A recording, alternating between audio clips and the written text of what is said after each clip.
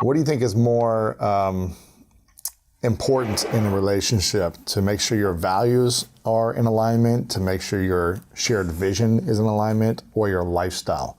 Like the way you want to live your life. Like one wants to travel more and the other wants to stay home. I think lifestyle, is the thing people fight about more than anything is money. Even people with lots of money, the number one thing we fight about is money. And the second is chores, even if they have a housekeeper. Really? Yeah, so that must tell you that lifestyle is everything. You see, you don't have to have the same values. You could be of a different religion. You could be Muslim, I could be Hindu, and we can actually get on. Mm-hmm. We could come from a different culture, and we can work that out. I come from a family where everybody was divorced, and my husband doesn't, but we get on really well. So I think values are nice, but that's, we've got to have exactly the same values. We don't always have the same values. Some people value things more. I mean, some of the things my husband likes to watch on television, I find them, and he hates all my, that's a chick thing.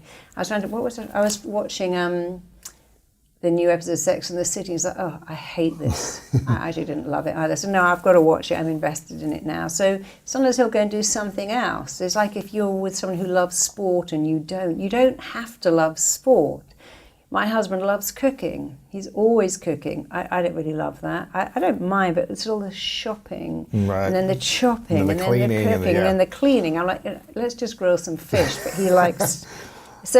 But we don't have the same thing, because I don't value cooking at all the way he does. Mm-hmm. But lifestyle, if you're up all night and your partner goes to bed early, if you're an outdoor person, you love to travel, they love to stay home, you love family and they don't. I think lifestyle is you're going to spend the rest of your life with one person. So I think you should so many issues about our kids are going to private school. No, they're not. I believe in punishment. I don't believe in that. It makes a very unhappy home. Right. So lifestyle is important. Values are important too. And goals and dreams are important. But you can have different goals. Like my husband has no desire to write best-selling books. You could say, well, not, but imagine if he did, we'd be competing. But when I'm writing, he cooks me lovely food, he brings me tea and coffee, he knows I have to be left alone because I'm in a writing mode. So we're not the same, because he has no interest. He tried once to write a book, he absolutely hated it. He threw the whole thing away. But I couldn't do what he does. So are our values the same? Yeah. Are our goals and dreams the same? No. But is our lifestyle the same? Yeah, we like the same thing. Yeah. We tend to go to bed together, get up together. We like to travel to the same places. If I was with someone who wanted to go out all night until 2 a.m. It'd be hard. That would be really hard, because if I was with someone who wanted to bring people home every night and have a party, that wouldn't work. Mm-hmm. So I think we really forget that having the same lifestyle, it's really important, because that's what people fight about the most. I got a couple final questions here. What do you think we should feel when we start dating someone and we've been dating them for a while? What do you think we need to think or feel or know internally that we can move forward towards a commitment? Your feelings are the most real thing you have. And I always think you should feel your feelings until they're no longer required to be felt. Let's say, I met this person, I didn't really like them, but oh my God, the sex was amazing. So I overlooked all these things. I met this person who was mean, rude to waiters, dismissive, rude to my family, but they were just so compelling and so gorgeous and so out of my league that I tolerated it. Tune into your feelings. They will tell you very quickly. Our gut is our gut instinct. Our gut is the second brain. If someone doesn't seem nice and doesn't seem kind and is treating you badly, why stay? Why wait for that to get better? If you feel that they're not really a nice person, then why hang around? If you notice behavior that's a red flag, they always forget their credit card. They seem to diminish. People say, I don't know how I ended up with a narcissist, but often we do. We go, yeah, I overlooked that. There was something else that was more compelling. They were so good looking or so nice, or they were very generous. They took me to great places, and I overlooked the fact that either they were annoying or mean or even boring. I just thought I'll stick this out. Mm-hmm. You know, your feelings are the most real thing you have. And you've got to feel your feelings until you get the message, and then they go away. And often we just ignore feelings. Can your feelings ever lie to you?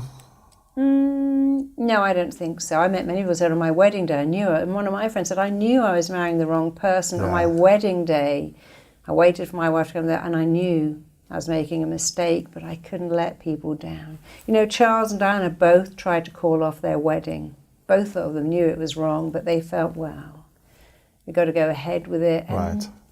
if your feelings are saying no that early, then at least go, hey, there's no rush to get married. There's no rush to move in. There's no rush. I mean, there maybe is a rush to have children, Mm-hmm. but more problems occur from picking the wrong person or staying with the wrong person because you're not tuning into your feelings. When you tune into your feelings, you know, because the feeling is, I feel a feeling of rightness with this person. Mm-hmm. I love waking up to this person. I love coming home to this person. Even on my worst day, when they annoy me, I imagine my life without them and think, oh no, my life's so much better with them. Yeah. So I don't think your feelings can ever lie because they come from the gut, which is Right. the seat of your emotion. Right. I think we lie to ourselves, but our feelings don't lie. And you know, in the 10 people in that book, every single one of them had lied to themselves. That there's a girl in there who wanted to kill herself, and her lie was, I've got to be good. I need to be good. And I said, but being good makes you want to die. She goes, I know. I said, yeah, I think it's time to stop being good. She said, you know, I'm going straight to Victoria's Secret now.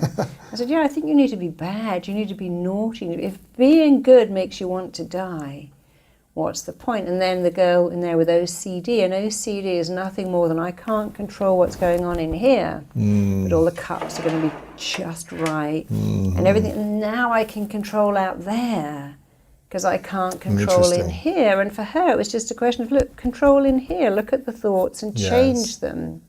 And so many of us are so busy not really feeling what we feel. We think we can Netflix our feelings, or Krispy Kreme donut our feelings, Yep. or nice bottle of wine our feelings, or, you know, even Amazon or eBay our feelings. But you can't. You have to feel your feelings. They're the most real thing you have. When you feel your feelings, go, what am I feeling? I don't know, but I'm not going to eat it or drink it or shop it. I'm going to sit with it. Until it no longer needs to be felt. And then it goes away, and it goes away really quickly, and it stops coming back. You have to believe you're worth it, and you have to believe it's available, because love is everywhere. It's all around you, but you've decided it's not for you. Nature's not going to let you have it. And there's never one person. I don't like that expression.